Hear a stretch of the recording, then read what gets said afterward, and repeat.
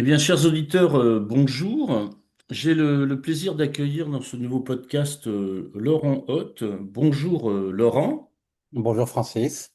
Alors Laurent, euh, tu es éducateur, tu es enseignant, directeur d'école, tu as exercé ces fonctions pendant pas mal d'années. Tu es aussi formateur, toujours en travail social. Tu as fait des études, un doctorat en philosophie politique. Tu es un formateur, un chercheur indépendant. Euh, Tu es l'un des pionnier d'une approche du développement social local digne de ce nom, si j'ose dire, et un des fondateurs des théories et techniques de la pédagogie sociale en France, Oui, œuvre dans laquelle tu continues à exercer. Tu es auteur de plusieurs ouvrages. Alors, je suis allé voir sur ton site. Alors, je savais pas qu'il y en avait autant, hein. J'ai dénombré pas moins de 18 ouvrages, quand même. oui, Euh, et il y en a notamment un qui m'a particulièrement captivé quand je l'ai lu, c'est Philosophie de la précarité. Alors, euh, j'ai trouvé cet ouvrage important et justifiant de vouloir le diffuser, en parler. Et c'est pour ça que je t'ai invité à ce podcast pour que tu puisses nous en dire euh, euh, quelque chose. Je dis bien quelque chose parce que bon, il faut aller le lire, hein, ce bouquin, hein. Il est d'une densité incroyable, mais je voudrais pouvoir t'entendre en parler. Euh, euh, Si tu veux bien, oui, on peut commencer par une première question. Euh, donc le thème de l'ouvrage, le concept clé, c'est la précarité.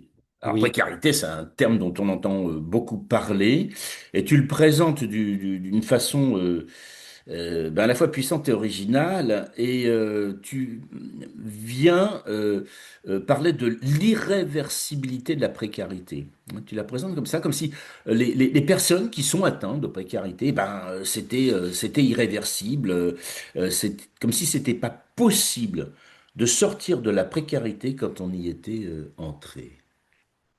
oui, bah, je te remercie d'abord de cette présentation très très flatteuse et également de ton intérêt aussi pour ce sujet de la précarité parce que je pense que c'est en effet un analyseur de notre époque très puissant parce que je crois que les processus de précarisation touchent à la fois tous les pans de la société, bien entendu plus fortement encore dans les milieux populaires, mais ça touche aussi les conditions de travail, la manière de travailler, la manière de penser son travail, la manière de mener sa vie sociale. Tout cela se précarise. Et je crois que le concept de précarité nous permet de mettre un nom, de mettre un mot, de mettre des idées derrière des choses qui nous arrivent. C'est le propre de la philosophie sociale, de penser ce qui arrive socialement, et on ne peut agir que sur ce qu'on pense. D'où l'importance, à mon avis, d'avoir une compréhension fine. Et tu commences par l'irréversibilité. Je crois en effet que c'est l'aspect majeur de la précarité, hein. C'est que la précarité, c'est quelque chose qui dépasse le sujet. Le sujet qui est en proie à la précarité, il se retrouve dans une situation où finalement il ne peut pas s'en sortir par ses propres moyens, et une situation également dans laquelle toutes ces tentatives de s'en sortir malgré tout vont l'épuiser et en l'épuisant, vont creuser encore un petit peu plus sa précarité, hein. C'est-à-dire la précarité fait elle-même son propre lit, c'est-à-dire celui qui est précaire est dans un processus. Et en fait, cette précarité n'est pas comme un handicap qu'il aurait, ce n'est pas comme un ensemble de désavantages, ce n'est pas comme un ensemble de problèmes dans la vie, de traumas qu'il faudrait surmonter. Cette précarité devient dès lors une situation, une logique dans laquelle il tourne en rond et dans laquelle finalement sa condition, son existence, l'existence du précaire empire. Cette irréversibilité, il faut bien la comprendre également comme un enfermement du sujet dans lui-même. hein. Je crois que la précarité est définie notamment par des psychiatres comme Jean Furtos comme une tendance à l'auto-enfermement. Et on trouvera plein de facteurs pour expliquer la précarité et de quoi elle se nourrit, mais on va toujours trouver cette logique d'enfermement, c'est-à-dire que le précaire est finalement prisonnier de cette idée tellement moderne qu'il faut s'occuper de soi, qu'il faut s'occuper de ses problèmes, qu'il faut s'occuper de soi, qu'on n'a pas de temps, qu'on n'a pas de temps à perdre pour la vie sociale, pour les problèmes des autres, pour la politique, pour la culture, pour la rencontre, pour les projets, pour la vie, la fantaisie. On n'a pas de temps. Et le précaire est requis. Il est requis par sa situation et le fait qu'il soit requis, bah, finalement, ça vient remplir toute sa vie et du coup, il n'y a pas de disponibilité. Je crois que ce qui pourrait permettre de sortir de la précarité, c'est la disponibilité, mais que justement, le propre de la précarité, c'est d'effacer toute possibilité de disponibilité. Ça peut paraître étonnant aux travailleurs sociaux parce que quand ils ont affaire à des publics précaires, ils se disent, bah, ma foi, j'ai affaire à des gens qui n'ont pas Oui, d'emploi, des gens qui, a priori, auraient tout le temps du monde, puisqu'ils sont exclus de tellement oui, de choses. Et en fin de compte, on n'arrive jamais à les coincer, on n'arrive jamais à pouvoir avoir une rencontre qui était programmée qui se réalise, on n'arrive pas à c'est ça. valider les étapes d'un projet parce qu'il va y avoir une indisponibilité Ouais. totale. Mais alors, c'est assez terrible ce que tu es en train de nous dire là, parce que c'est un peu comme si, quand tu parles d'enfermement du sujet sur lui-même, tu l'exposes très Oui. clairement. Mais alors, à t'entendre, c'est comme si la personne qui est coincée dans cet état de précarité, elle devient l'acteur de sa propre précarisation. Oui, tout à fait. C'est-à-dire que C'est c'est, terrible. c'est terrible, mais finalement, tous ces efforts, tout ce remue-ménage qu'elle va faire pour essayer de s'en sortir, eh bien, petit à petit, va l'enfermer dans un espace de plus en plus clos. Hein, ça va être, Oui, on va plus sortir de la ville et de ses oui, environs, on va c'est plus ça. sortir de son quartier, on va plus sortir à la fin de son appartement. L'espace se rétrécit, le temps se remplit, l'espace se rétrécit, et c'est dans l'agitation. Parce que le précaire n'est Oui. ni oisif, ni paresseux, ni inactif, Mm. ni inemployé. Il est au contraire débordé, débordé par un ensemble de tâches. On pourrait prendre des images, tu vois, l'image, c'est une image freudienne d'ailleurs, c'est Freud qui utilisait cette image, mais à un autre sujet, l'image d'une personne qui tiendrait un empilement de boîtes de conserve, tu vois, dans ses bras, et Oui. qui en a fait tomber une par terre, et qui voudrait ramasser la boîte de conserve par terre, mais évidemment, à chaque fois qu'elle se penche Ben oui. pour ramasser la boîte de conserve, les autres boîtes de conserve dégringolent. Et c'est ce qui est terrible dans la précarité, parce que finalement, elle est pas vue comme un problème sociétal majeur, même si elle inquiète effectivement même les dirigeants, les gouvernants, les structures sociales, mais elle n'est pas vue comme un problème spécifique, parce qu'on a l'impression qu'elle est composée de choses qu'on peut régler. Le Oui. précaire, après tout, il a des problèmes comme tout le monde. Il a des problèmes de logement, des problèmes d'emploi, des problèmes d'éducation, des problèmes financiers, des problèmes administratifs, des problèmes de toutes sortes. Mais pris indépendamment, chacun de ces problèmes aurait au moins C'est ça. théoriquement une solution. C'est Et ça. le travail social classique pense problème, solution. On vient avec un problème de logement, il va y avoir un accompagnement vers des solutions de logement ou d'accès au logement. On arrive avec des problèmes administratifs, il va y avoir un accompagnement vers des rétablissements de droits, des Mm. établissements des rétablissements de situation. Pris indépendamment, tous ces problèmes ont en théorie une solution, mais c'est quand ils sont noués ensemble qu'ils n'en ont plus. Parce que une personne précaire, pour trouver un emploi, va se retrouver confrontée à ses problèmes familiaux.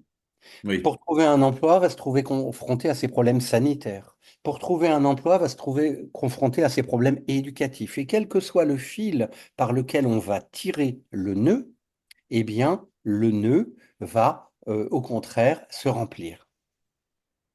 On retrouve bien là ton art de la métaphore. Là, tu nous parles, j'aime bien cette image de la personne qui a les boîtes de conserve dans la main, qui en perd une et qui, en essayant de la rattraper, va perdre les autres aussi, d'une certaine manière. Et je pense aussi à une autre métaphore puissante que tu utilises, c'est que tu parles d'une roue crantée de la crémaillère. Hein. C'est assez infernal. On voit un espèce de, c'est quoi? C'est un gros mécanisme broyeur de personnes sociales.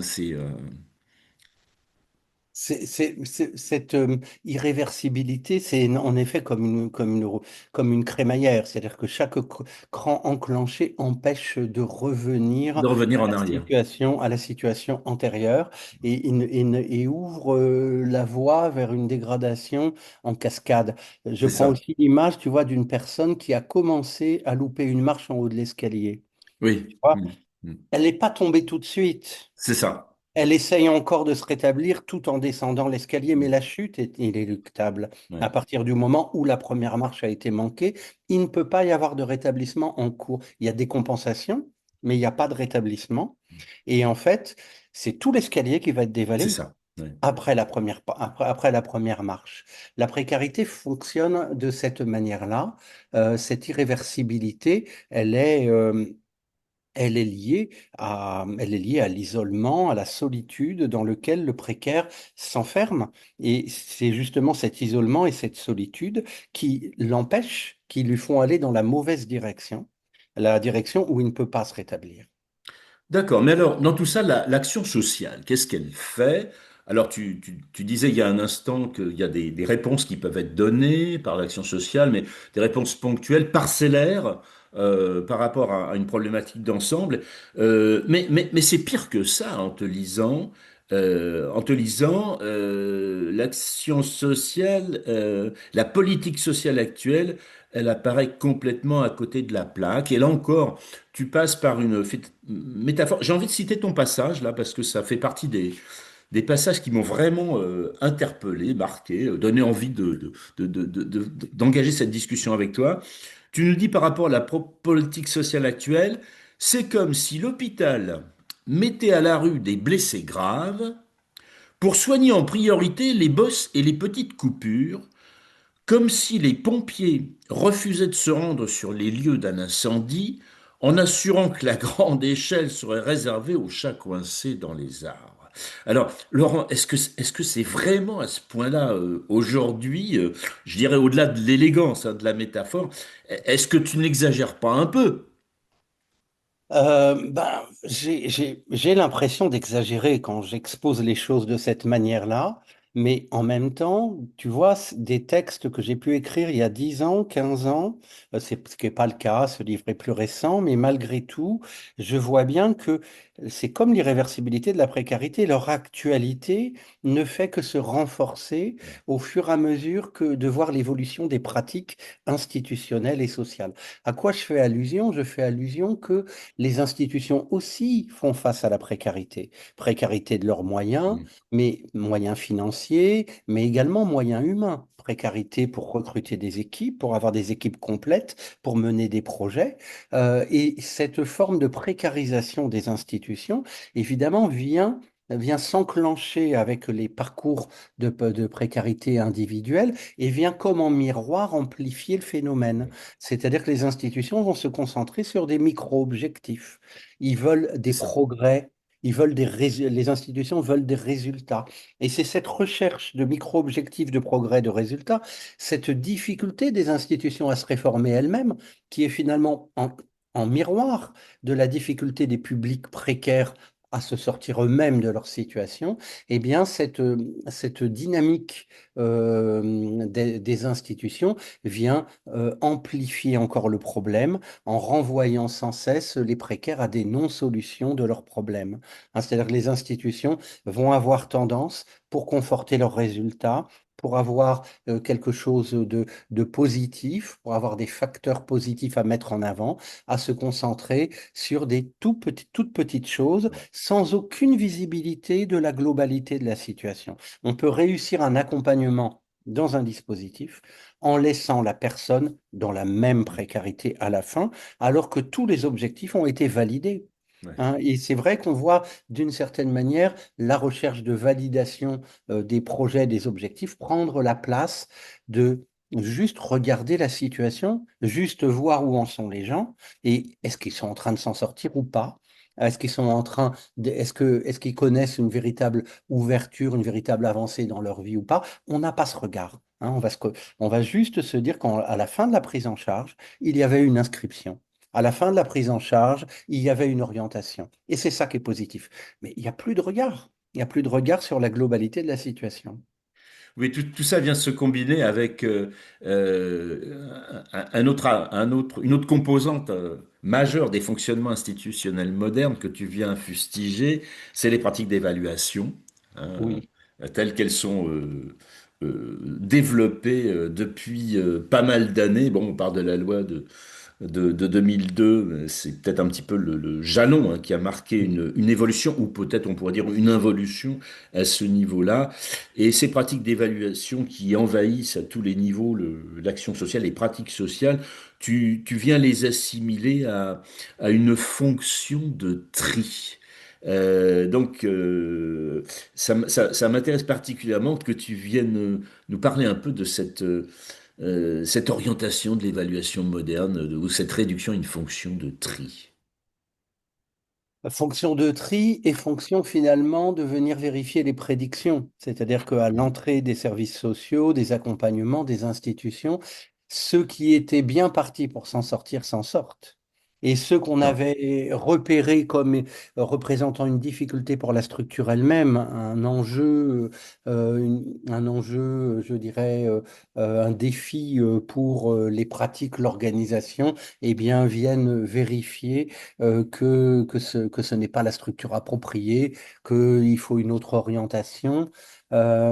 Effectivement, ce tri, il intervient, je dirais, à chaque fois que les acteurs sociaux sont en difficulté. Tu sais, moi, j'ai été enseignant pendant longtemps et j'ai remarqué ce qu'on appelle quelque chose qui est très vrai dans le monde enseignant et qu'on appelle un peu alors je ne connais plus le tri morbide, c'est-à-dire, oui, c'est-à-dire le fait que pour tout enseignant, quel que soit le groupe d'élèves qu'il a devant lui, et qui peuvent être des élèves plutôt en difficulté pour des raisons socio et économiques locales, ou même des élèves favorisés et plutôt compétents dans d'autres lieux, il aura quand même tendance à répartir son groupe en trois sous-groupes. Il verra des bons, il verra des moyens et il verra des mauvais. Ouais. Hmm. Et quel que soit, et alors peu importe si les individus qui sont dans un sous-groupe face à lui, dans un autre contexte, seraient dans le sous-groupe supérieur ou dans le sous-groupe inférieur. Quoi qu'il arrive, il verra ce tri morbide, il verra cette séparation entre bon, moyen, mauvais. Pourquoi? Parce que c'est la manière c'est la manière dont il se représente les limites de sa fonction, de ses compétences et de ce qu'il peut faire. Il se met à enseigner, il se met à éduquer, mais immédiatement, pour ne pas se confronter à une situation qui lui paraîtrait trop complexe et trop difficile, il va avoir envie il va être porté à faire cette distinction en trois groupes. Oui. Et ça, je pense que les institutions, c'est déjà quelque chose qui est un petit peu généralisé dans les institutions et chez les acteurs sociaux. Euh, mais cette fonction de tri, elle intervient toujours pour sauvegarder l'image de l'institution. Parce que finalement, ce qui Oui. va pousser les institutions à faire ce que tu lisais dans ce passage, c'est à se débarrasser de ce qui la met en C'est difficulté. ça. Hmm.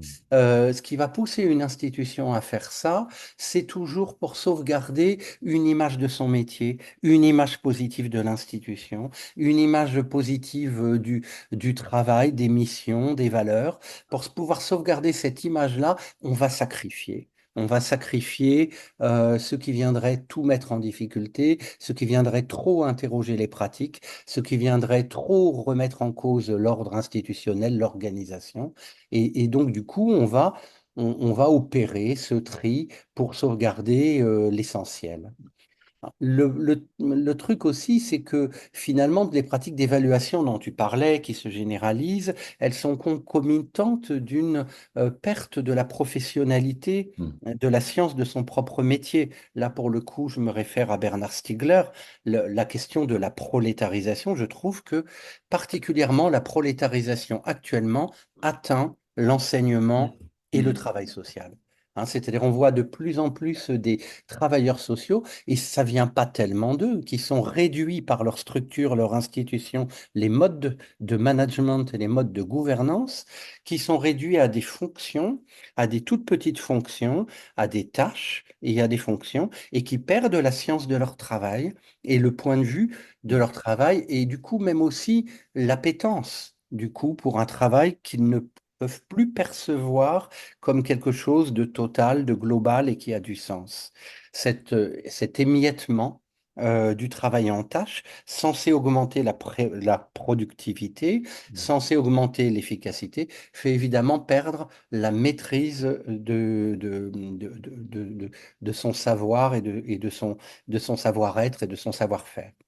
Oui, alors du coup, il y a un effet une articulation, un effet de boomerang entre cette perte de professionnalité et puis ce développement outrancier de la fonction de tri qui vient peu à peu remplacer le concept d'évaluation qui, lui, quand même, est c'est pas rien, le concept d'évaluation.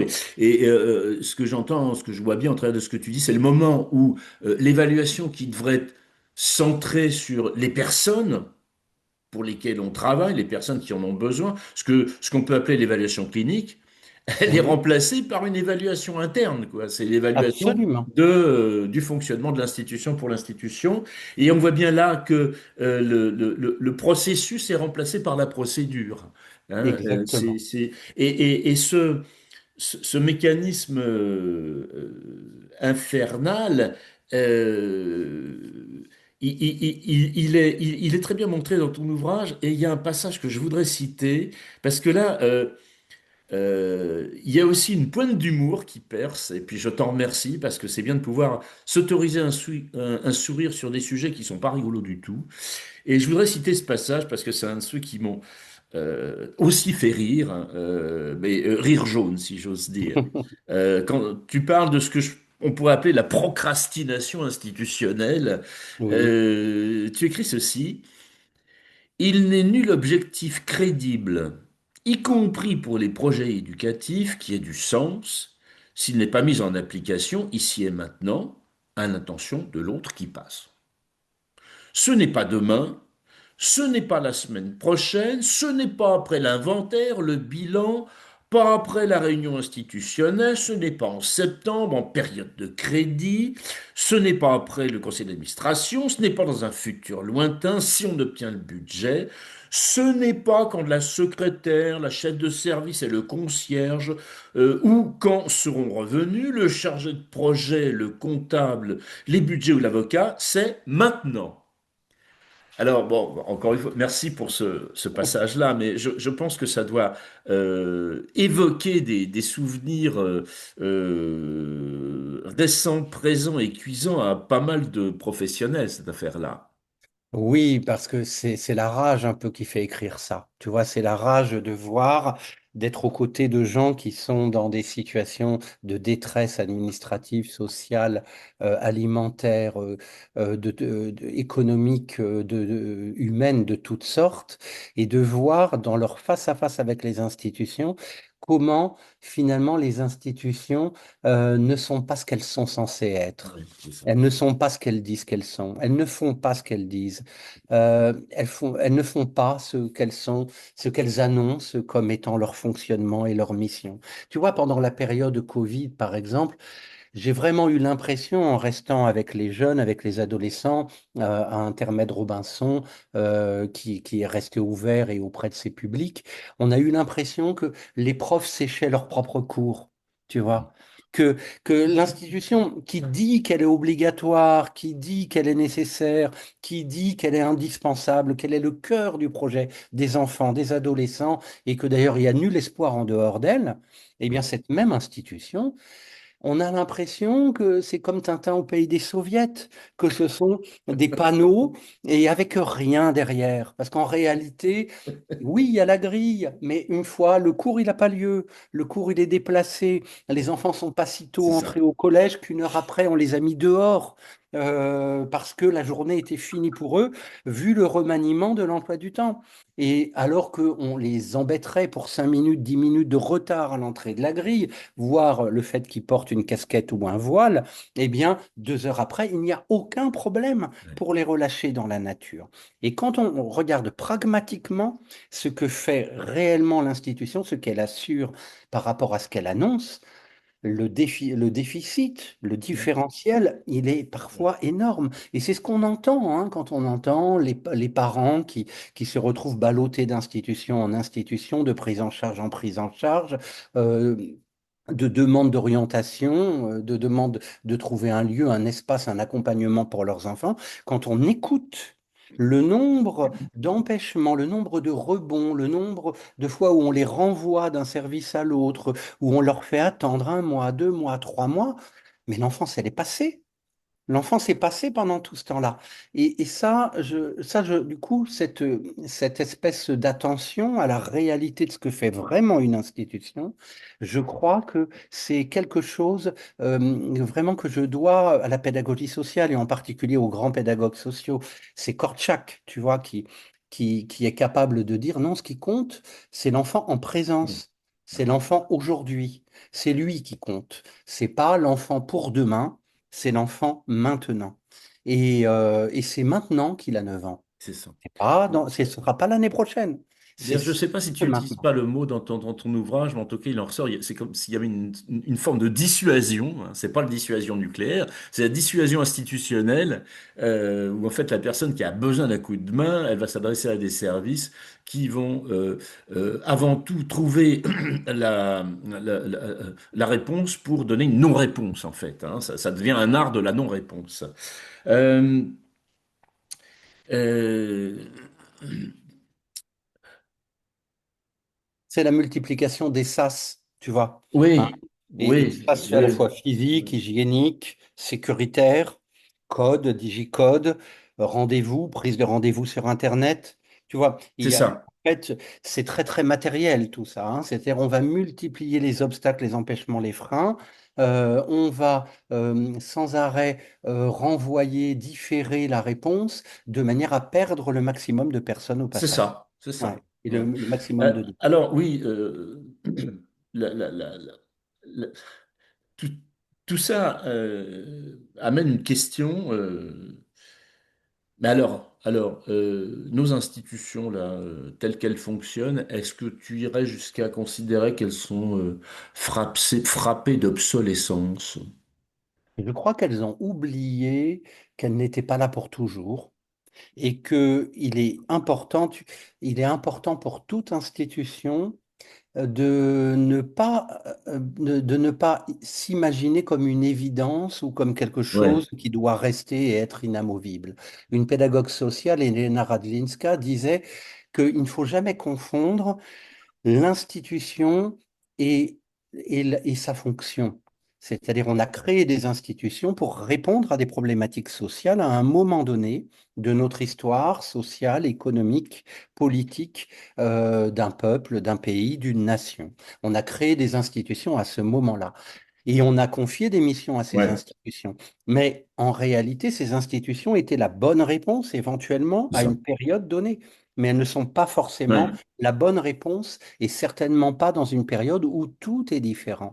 Et donc, de ce point de vue-là, elle disait, il faut pouvoir détruire les institutions autant qu'en construire. c'est ça. Elle voyait ça comme un processus continu et elle disait, il faut détruire en construisant, parce qu'on ne peut pas abandonner les publics, on ne peut pas abandonner le travail social qui doit être fait, mais il faut donc construire en détruisant et il faut aussi détruire en construisant parce on ne peut pas imaginer que les institutions seraient inamovibles et qu'elles seraient une fois pour toutes la réponse. Et pour une raison très simple, c'est qu'on ne peut pas compter sur leur capacité à se réformer elles-mêmes. Parce que le problème, c'est que les institutions, elles enregistrent bien des difficultés et des problématiques, mais elles ne voient les choses qu'avec leurs lunettes. C'est-à-dire que, par exemple, l'école ne va voir que du décrochage. Et ne Mm. voyant que du décrochage, elle ne Mm. va penser que à comment on va accrocher Ouais. de force ceux qui décrochent. Le problème, mais elle ne se posera pas la question de savoir si le problème, ce n'est pas elle-même. Alors qu'Ivan Illich avait, dès les années 1970, identifié le problème justement de l'école. Mais cette impossibilité de se représenter soi-même comme la source du problème va faire que l'institution va toujours chercher des solutions. Je dirais comme cet ivrogne qui cherche ses clés sous un lampadaire et à Oui. qui on dit, mais est-ce que c'est là que tu as perdu tes Mm. clés? Et l'ivrogne répond, non, mais au moins ici, il y a de la lumière, tu vois. Et les institutions cherchent, cherchent toujours à se modifier là où elles ont de la lumière, mais elles ne voient pas où elles ont perdu leurs clés. Ok, alors ben, merci pour ces éclaircissements hein, sur cette vision de l'institution que tu diffuses dans ton livre et qu'on retrouve tout à fait dans ton propos. Quittons un moment l'institution, revenons vers la personne qui en a besoin. Euh, j'ai trouvé dans ton ouvrage alors, une idée que j'avais jamais trouvée nulle part et que je trouve vraiment complètement dynamique en termes de pratiques sociales et aussi un petit peu révolutionnaire. Ce mot-là ne va peut-être pas te chagriner. Euh, quand tu parles des pratiques sociales, modernes, le mot d'ordre, c'est, alors on sait l'usager au centre du dispositif, ça c'est le post-2002, le vilain langage, mais enfin, on retrouve cette idée qui est en train de se diffuser, c'est que bah, la personne, quand on travaille avec la personne, c'est important, la personne en difficulté, qu'elle retrouve son statut de citoyen, qu'elle puisse accéder à ses droits, hein, avec une notion d'équité sociale. Et là, toi, tu viens dire, Laurent, non, c'est pas assez. C'est pas suffisant. Non, non. La personne qui vraiment est en état de précarité, hein, puisque c'est bien sur ce thème-là qu'on a, eh ben, elle n'a pas simplement besoin qu'on lui restitue ses droits, qu'on lui donne accès à ses droits. Elle a besoin de se trouver en position de suravantage, de suravantage. Alors, bon, ben, c'est vrai qu'il y a dans une première vision de l'action sociale, on dit bah, donner l'accès aux droits aux personnes, bah, c'est déjà pas mal. Alors, pourquoi est-ce qu'il faudrait leur en donner plus? Il faut en donner plus pour pouvoir compenser justement ce qu'il en est de cette irréversibilité. Et il en faut en donner plus aussi pour je dirais, restaurer la confiance dans la capacité de la société à faire société. Parce que cette confiance dans le fait que la société peut être un endroit qui nous contient, qui nous soutient, elle est perdue. Elle est perdue, elle est mise en, elle est chaque jour saccagée par le vécu, par les obstacles. Et il faut une force au moins aussi grande pour pouvoir restaurer cette confiance dans le fonctionnement social, dans le fonctionnement humain, dans le fonctionnement relationnel. Il faut une force sans limite annoncée. Parce que si on annonce des limites, eh bien, on manque, je dirais, la personne. La personne va se retrouver en danger de se retrouver de l'autre côté de la barrière. Et je crois qu'à un moment donné, il faut pouvoir risquer l'inconditionnalité. C'est ça. Je pense que cette inconditionnalité est une expérience nécessaire. Alors pourquoi tout ça? Parce que en réalité, on est dans une société où on nous dit sans arrêt que tout va empirer, que les choses vont devenir pires, que ce soit pour les institutions, pour les acteurs sociaux, que pour leur public. On nous dit toujours que demain sera encore plus difficile et que l'avenir sera toujours de plus en plus menaçant. Regardons même l'actualité Oui. actuelle, comment on nous met en situation C'est de constant, hein, c'est imaginer constant. des guerres, Ouais. etc. Donc on est toujours confronté à du pire en permanence. Et je crois que en réalité, pour pouvoir assurer un fonctionnement social, on a besoin d'apporter de la confiance et de la garantie pour sortir justement de la peur. de la peur. Le problème du précaire, c'est que ce qui l'empêche de se risquer, c'est la peur. Ce qui l'empêche d'établir une relation de confiance avec un acteur social, avec son voisin, avec d'autres membres de sa famille, c'est la peur. Et donc, pour contrer la peur, il faut de la garantie. Et pour ça, il faut pas qu'il y ait de limite annoncée, parce que cette limite annoncée, c'est comme une marque de désintérêt. C'est-à-dire que finalement, non, c'est pas toi qui compte, hein. Ce qui C'est compte, ça. c'est que tu restes dans le processus. Ce qui compte, c'est que tu restes dans le dispositif et tu peux en sortir. Alors que si on dit non, le dispositif, c'est toi. C'est toi le dispositif. Donc, du coup, évidemment, tu seras toujours dedans. Eh bien, cette garantie va permettre à un moment donné de se départir de sa peur. Et en se départissant de sa peur, on peut enfin se rendre disponible à quelque chose, changer quelque chose, et se lancer et se lancer dans des aventures relationnelles, sociales et nouvelles.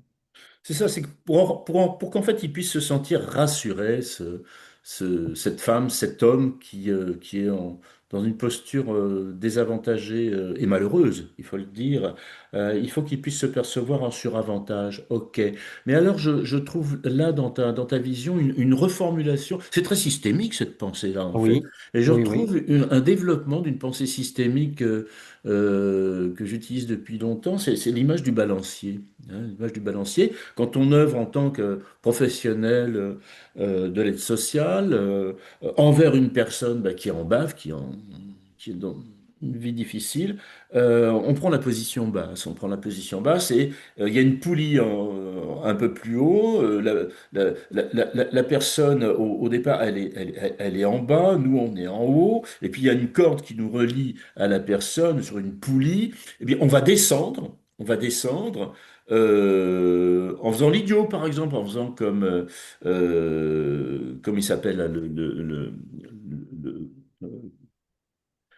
tu sais, le policier là qui fait une série dans laquelle il joue les idiots là. Colombo. Voilà, Colombo, merci, je cherchais. Comme Colombo, hein, on joue les idiots, ou on se donne un statut non pas de personne supérieure, et on descend, on descend et descend. Et comme il y a une corde qui nous relie à la personne, ça la fait remonter elle. Hein. On voit un peu l'image. Mais ce qui m'était pas venu à l'esprit, c'est que pour descendre comme ça, il faut y mettre beaucoup de force, Oui, beaucoup de force, et c'est vraiment une détermination marquée de la part du professionnel d'œuvrer dans ce sens-là pour mettre deux fois plus de force pour faire remonter la personne parce que quand même elle est engluée dans sa posture. Donc merci pour ce concept parce que c'est vraiment un bel, un bel outil. Et quand je t'entends dire le dispositif c'est toi, on a bien là une reformulation de ce que c'est que l'empowerment, quoi. Et je voulais oui. t'interroger là-dessus parce que à certains moments, tu écris de façon critique sur le concept d'empowerment. Euh, alors, qu'est-ce qu'il faut en penser aujourd'hui, ce concept-là? On en parle beaucoup partout. C'est quoi? C'est une tarte à la crème? C'est une valise? C'est quoi? C'est de la conférence gesticulée, hein, comme on a pu le voir faire ces derniers temps beaucoup. Qu'est-ce qu'il en est de l'empowerment aujourd'hui en France? Eh bien, l'empowerment, à mon avis, a toute cette ambiguïté qu'il y a entre tout ce qui est émancipateur et tout ce qui est conservateur, tu vois. Par exemple, le concept de liberté. Le concept de liberté est émancipateur, mais il est aussi dans le libre-échange, il est aussi dans le libéralisme, également un concept particulièrement conservateur et réactionnaire. C'est-à-dire, il y a comme ça des mots qui sont à la lisière entre l'ultralibéral et le révolutionnaire et qui sont dans la confusion de l'un ou de l'autre. Tu sais, je remarque souvent que parfois, même là où on met l'adjectif libre, eh bien, on change le mot. Hein. C'est-à-dire que si on parle de libre-échange ou d'échange libre, eh bien, on ne parle pas tout à fait de la même chose. Selon Oui, l'endroit où on va mettre le même mot, on va oui, changer considérablement son sens. Et il me semble que l'empowerment, Ça peut être à la fois, en effet, quelque chose qui nous pousse à nous saisir d'une institution, à nous saisir d'une situation, à nous saisir d'un groupe, d'une rencontre, pour dire, nous, les acteurs et les bénéficiaires, on forme une communauté, et cette communauté, elle peut prendre des initiatives ensemble. Ça peut être une prise de pouvoir, et de ce côté-là, l'empowerment serait du côté quelque chose d'émancipateur, mais l'empowerment peut aussi être une morale triste du renvoi à la responsabilité personnelle, hein, c'est-à-dire tu n'as qu'à t'en pouvoir et toi-même, tu n'as qu'à te C'est ça. mobiliser toi-même. Oui. Et d'ailleurs, on va Et de retrouver toi, le ciel t'aidera. c'est ça, et puis on va retrouver ça aussi dans le community organizing, tu vois, d'autres concepts un peu proches hein, qui nous viennent en particulier des États-Unis. Ça peut être très révolutionnaire hein, quand c'est les habitants d'un immeuble Oui. infesté par des rats qui amènent les rats à la mairie en disant, puisqu'à la mairie dit les rats, c'est pas grave, il y en a toujours eu, eh bien, les habitants ont capturé les rats et les amènent à la mairie, ils disent, c'est pas grave, il y en a toujours eu. Et ça, c'est génial. Mais on voit bien que ce community organizing américain repose aussi quelque part sur l'idée que les gens, au final, ils ont que ce qu'ils méritent. Oui, Et que s'ils se bougent pas, s'ils se battent pas, c'est eh ben, ça. ce sera leur faute. Et les précaires, ils vont pas se battre.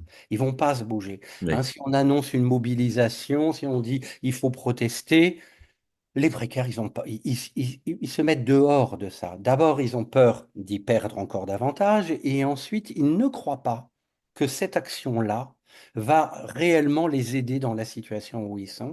Ils vont pas être mobilisables ni disponibles pour se mobiliser sur leur propre cause, même s'il y a des militants de bon cœur, altruistes, professionnels qui essayent de les bouger, ils vont les décevoir en se mobilisant pas pour leur propre cause parce qu'ils n'y croient pas. Ils ne croient pas que ça va réellement changer quelque chose à leur situation. Donc l'empowerment ambivalent, par qui est-il réclamé? Il est souvent c'est ça. réclamé par l'institution Ouais. et moins souvent par les bénéficiaires. Et donc dans ce sens-là, il est effectivement douteux, alors que son origine du côté du pouvoir d'agir, théorisé par Paulo Freire au Brésil, était évidemment du Oui. côté émancipateur.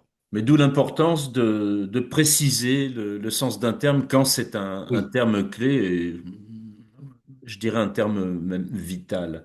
Euh, Je voudrais aussi t'interroger sur un terme. Alors, tu annonces à plusieurs reprises dans ton ouvrage l'orientation philosophique majeure hein, de ta pédagogie. Tu parles de pédagogie du soin, pédagogie de la libération, pédagogie sociale. Là, on trouve toute une terminologie euh, très cohérente, très claire. Tu viens de nous parler de la dissymétrie, de l'inconditionnalité, du don, de la continualité de l'organisation. J'en dis pas plus, je renvoie les auditeurs à la lecture de ton ouvrage. Mais tout ça est synthétisé dans un concept métaphorique. Hein. Je salue une fois de plus ton art de la métaphore, où tu viens nous parler de la tziganie. Ah Alors, oui. Laurent, qu'est-ce que c'est la tziganie? Alors la tziganie, c'est un terme qui vient vraiment de notre expérience à Intermède Robinson, le centre social, l'association que j'ai cofondée il y a plus d'une vingtaine d'années et qui a la particularité de travailler là où vivent les publics précaires directement dans leur propre milieu de vie, c'est-à-dire pour nous, dans notre environnement banlieusard, c'est-à-dire dans les quartiers, les bidonvilles Roms, donc occupés actuellement en France en tout cas par des Roms roumains, donc des tziganes roumains, et également les hôtels sociaux avec là pour le coup d'autres publics migrants, avec d'autres types de... Et donc cette fréquentation des Roms roumains, la rencontre avec des acteurs de la culture tzigane, bien nous ont amené à réfléchir à la question de ce peuple sans terre, tu vois. Ce peuple sans terre, cette culture sans sol, Oui, et finalement extrêmement résiliente. Extrêmement résiliente. Je me souviens qu'au début, qu'on travaillait dans les bidonvilles, il y avait déjà les expulsions. Les expulsions n'ont jamais cessé, elles se sont même accélérées et elles se répètent à un rythme oui. effréné. Mais je me souviens d'une personne, d'une jeune fille rome qui disait, nous, on nous casse notre maison, on va la reconstruire 3 jours après. Vous, on vous casse votre maison, qu'est-ce que vous allez faire? Et effectivement, il y a dans la Tziganie quelque chose qui porte à l'espoir, tu vois, qui est justement pas fondamentalement précaire. Là, on est dans de l'extrême pauvreté, dans des choses extrêmement difficiles, mais il y a, de mon point de vue, puis de mes rencontres, des gens, grâce aux gens merveilleux que j'ai pu rencontrer dans les bidonvilles et en travaillant avec la population rome-roumaine, il y a cette idée que on n'est pas forcément précaire parce qu'on est dans l'extrême pauvreté, parce que finalement, on se laisse pas bouffer par ça. Hein. Il y a un concept en langue tzigane qui s'appelle la bakst ou la barthe, je ne sais pas très bien comment ça se prononce, et qu'on traduirait en français par la chance. Et c'est-à-dire l'idée qu'il peut m'arriver des choses positives à tout moment. C'est-à-dire, l'exemple simple, c'est un jeune Rome, on lui a cassé son bidonville le matin même, il se retrouve à la rue et il trouve par terre un paquet de cigarettes.